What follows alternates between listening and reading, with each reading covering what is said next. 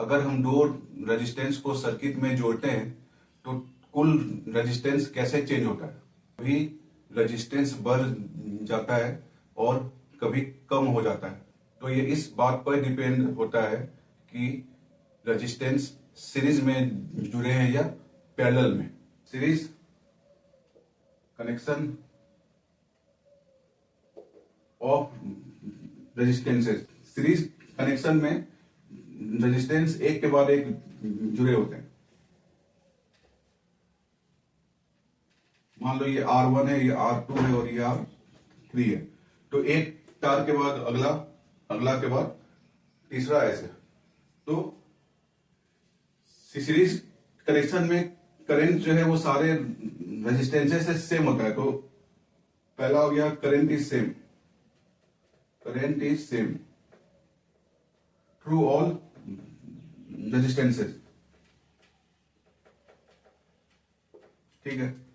दूसरा है R equivalent. तो R इक्विवेलेंट इन रेजिस्टेंस का जो होगा वो सबका सम होता है। तो R1 plus R2 plus R3 plus dot dot. तो ये सबको जोड़ो तो R इक्विवेलेंट आता है। तीसरा है कि टोटल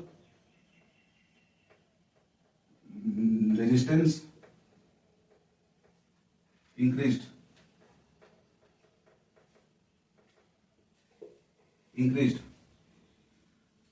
देखो ये सबको ऐड करने के बाद जो R इक्विवेलेंट जो आ रहा है वो सबसे ज्यादा है, इसीलिए टोटल रेजिस्टेंस इज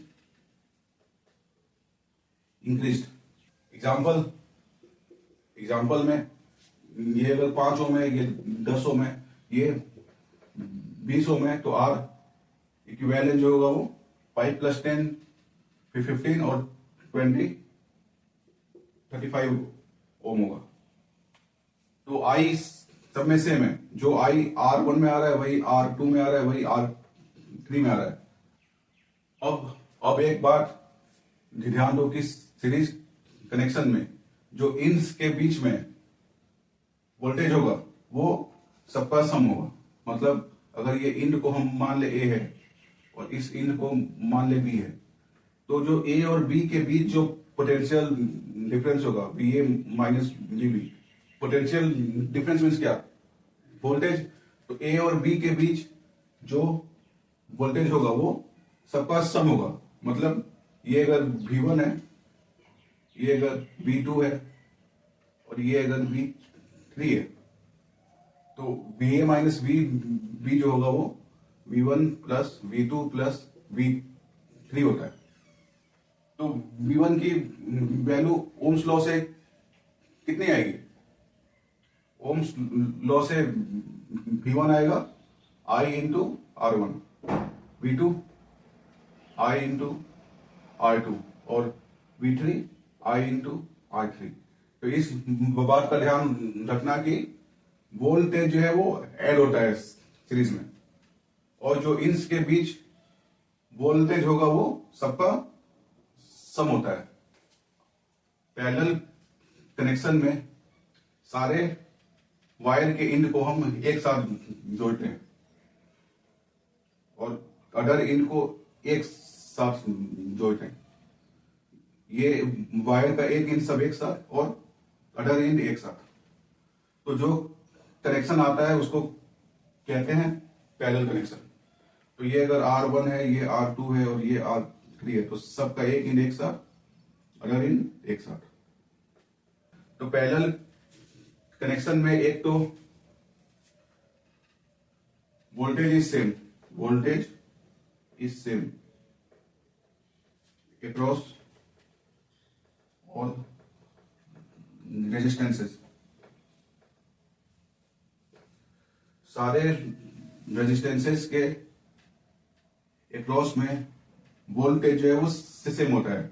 यहां पर है VA माइनस VB। देखो VA VB, VA VB, VA VB, तो वोल्टेज इज सेम। सेकेंड है R इक्विवेलेंट। तो R इक्विवेलेंट इज केस में होता है, अगर आर इक्विवेलेंट को हम लिख रहे हैं ऐसे आर इक्विवेलेंट, तो 1/r इक्विवेलेंट जो होगा वो 1/r1 plus 1/r2 plus 1/r3 plus dot dot dot होता है। ठीक है, इसको याद रखो। एग्जाम्पल, अगर 3 रेजिस्टेंस है, एक है 4 ओम का, एक है 8 ओम का और एक है 12 ओम का, तो इसका आर इक्विवेलेंट कैसे आएगा? तो 1/r equivalent is 1/4 plus 1/8 plus 1/12। तो इसको सॉल्व करो, 1/r इक्विवेलेंट इज, इसका एलसीएम हो गया, कितना हो गया? 4 8 12 का, 4 8 12 का हो गया, 2 2 4 2 4 8 2 6 12, 2 1 2 2 4 2 6 2 6 6 12 24 हो गया। तो 4 6 6 6 24, 8 3 24, 12 2 24, ये हो गया 9 11, बट 1/r इक्विवेलेंट आ गया 9 to 11/24। यहां से आ गया आर इक्विवेलेंट इज 24/11 ओम। तो इस स्टेप के बाद अब ध्यान रखना कि इसको मैं फिर पलट रहा हूं, ऐसा ना हो कि इसी पे आप एग्जाम में छोड़ें कि 11/24 इज आंसर इज 24/11। तो ये आ गया 2.18 ओम के आसपास। तो देख रहे हो कि इस रेजिस्टेंस का वैल्यू जो है वो सबसे कम है। तो पैरेलल कनेक्शन में तीसरा पॉइंट है, ये total resistance is decreased, total resistance is decreased. ठीक है, अब यहां पे एक बात का ध्यान दो कि मैं अगर इसके इन पर सप्लाई अगर अप्लाई करूं, ऐसे